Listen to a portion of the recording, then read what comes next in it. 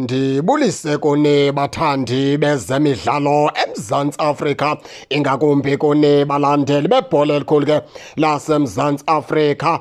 Apha ke baphulaphula siza ke nemeko ethi iKaizer Chiefs ningayibona ke ireplacer abadlali abayi-8 kulo mdlalo wabo neqela ke leMoromo Gallants. Isukela phi nale ntetha? iKaizer Chiefs ibuya kudlala pha kwiCAF Confederation Cup apho ithe iphumelela khona pha ngo-1-0 bebetha pha iqela leZesco United pha kwilizwe laseZambia. Njengoba kunjalo ke Kaizer Chiefs siyabuya ke ngoseyizawudlala namhlanje ngolesithathu idlala pha leqela leMoromo Gallants kwiligi yalapha eMzantsi Afrika. Xa iphuma lapho ke ibheka eThekwini baphulaphula ngecawe yokwamkela iZesco United kwakhona kwimidlalo yeCAF Confederation Cup. Ithi ke le nto iKaizer Chiefs ke ngokuzabonakala ifuna uphumza abanye abadlali ukwenza into yokubana ke bafike phaa ngecawe noko imilenze savuma. Iimatshi zeKaizer Chiefs njengoba sasitshilo ke sathi apha kuJanuwari zizoba nintsi, zawulandelelana, zawuxananaza. Iqalile ke loo nto sasinixelela yona. Kuthiwa ke abasemfuthweni ke baxikele into yokubana ke umonyani lo angareplacer pha uDillon Solomons, uMarco lo angareplacer pha ke lenkwenkwenyana kwaMcCarthy, uGiven Msimange angareplacer pha uMiguel, ngoba uMiguel ke balumke into yokubana ke afumane isuspension umfana omdala. uThulani Mabaso angareplacer pha phakathi koMabuye kunye ke noSiphesihle Ndlovu abe khona ophumlayo. uVelebhayi umfana omdala ke naye angabonakala umfana omdala ke pha engena naye zibonakalisa. Inguye ke noLilepo uVelebhayi ukuya phaa kuLilepo, bobabini abafana abadala ke omnye angareplacer phaa uPulemoti.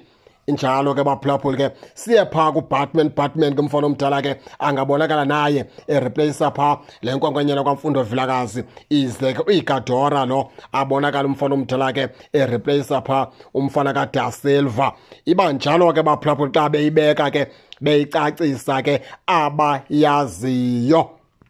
Nawukhumbula into yokubana ke iKaizer Chiefs njengoba ibidlala ke idlala phaa umdlalo weCAF phaa kule mpelaveki sisuka kuyidlala phaa neqela leZesco United. Ndiqiniseka into yokubana ke iKaizer Chiefs ke ibihlasela phaa istriker phaa ngoDa Silva noMayo.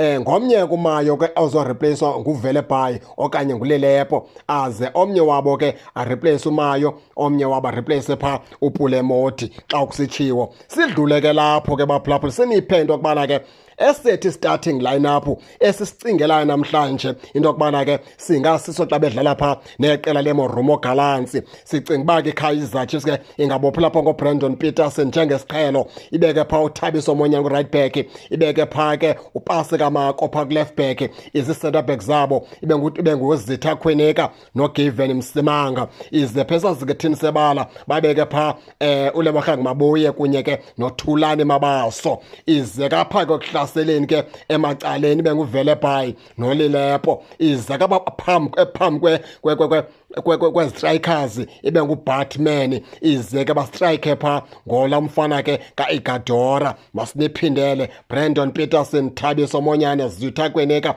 Given Msimango, Paseka Mako, Lebogang Mabuye, Thulani Mabaso, Velebhayi, Claude Lilepo, Batman, Igadora. Sesethu ke eso ke i-starting lineup ke sanamhlanje ke baphulaphula ke. Nani ke ningake lingene nitshone into yokubana ke niva njani, nizeke ningakhohlwa usubscribe kule channel ukuze ningaphoswa zezemidlalo endizanothulela zona kwixa elizayo kakuhle babukeli.